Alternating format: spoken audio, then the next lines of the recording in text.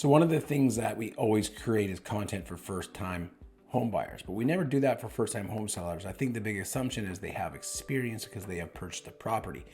But purchasing a property and selling a property are two different things. And today I'm going to touch on some of the things to think of and consider when selling your home.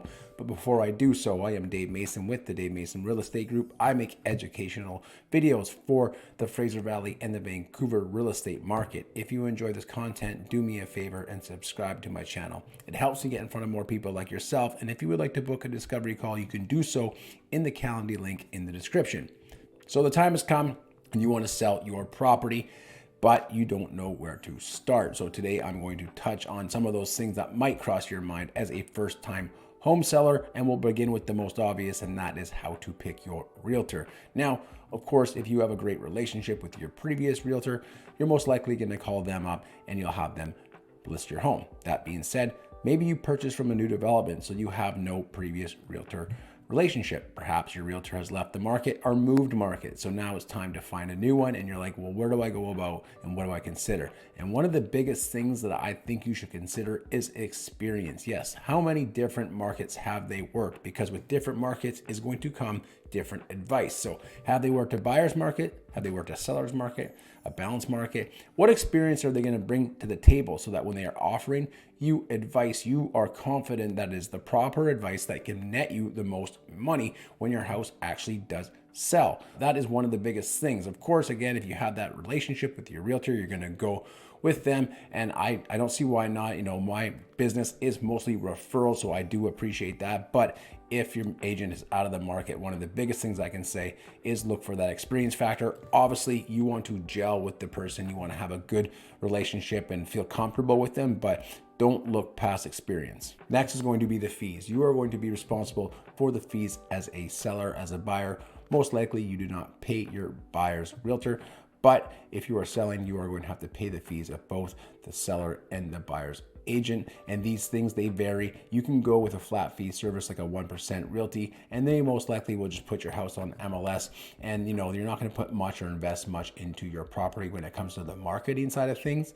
You can go middle of the road and you are most likely going to get the video, the floor plans, etc. And they do invest a bit of money into your property. And there's a lot of agents that go middle of the road and they do a great job. Or you can go a full service route, which is going to include a staging consultation, cleaning services, floor plans, video, etc., paid advertising, and you're going to get more than that you would get from the other ones. So it depends on what your needs are and what you're comfortable with when it comes to paying the fees. I myself am a full service agent, so I charge on the little higher side. That being said, I invest in my listings. We do the staging consultation. We pay for the staging. We pay for the cleaners, floor plans, photography. When you move out, we got cleaners coming through to kind of alleviate all the stressful things that come with selling and to make sure that your home is marketed properly and to its full potential. So yes, fees you are responsible for. There will different structures, different fee structures come with different realtors, and it depends on your comfortability. But my thought process is you always want someone who's willing to invest in your property so they actually have money invested and they work extra hard to make sure that they make you top dollar. Now, next is going to be prepping the house. Now, this is something that you typically do after your staging consultation, at least with us. We'll come in, we'll give you a price for your property. We are going to bring our stager in and he or she is going to go over the items for you to remove to make room for their items or the accent items they're bringing. They're going to tell you which rooms to tidy up, etc. So there is a process that comes along with this. Typically, depending on how much stuff that you do pack, it should take you about a day or two, typically a weekend to get ready for this. So the prep aspect of it isn't big, but it is important, and it's important that you showcase these things. I've done previous videos on why it's so important that you take time to prep your house, and if you want to go back and look at those, you can.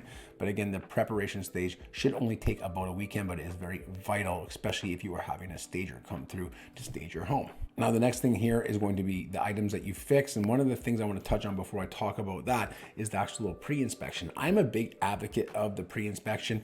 I mean, if you're in a brand new condo or a townhouse, maybe you can forego it. But I think if you're in a detached home that you've lived in for a while, things slip through the cracks, and most likely the buyer is going to get their own inspection. So my thought process is, why not get the pre-inspection, Find out the things that need to be addressed so that when it's done, most likely that inspector won't pick up on those things because they've already been fixed. So it's going to kind of go alleviate any sort of last minute negotiations and stuff like that. If there's some big issues, at least you can come to terms with those and figure those out and fix them, because at the end of the day, you are going to have to fix those if the buyer does the inspection. And most likely, especially in today's market and with detached properties, buyers, they are doing their inspections, even if they're pre-inspections. If it's a very busy market and you're going to get a not subject free offer, most educated buyers are going to invest the money into a pre-inspection. So in my opinion, it's important to have that pre-inspection done before you list your home, to figure out exactly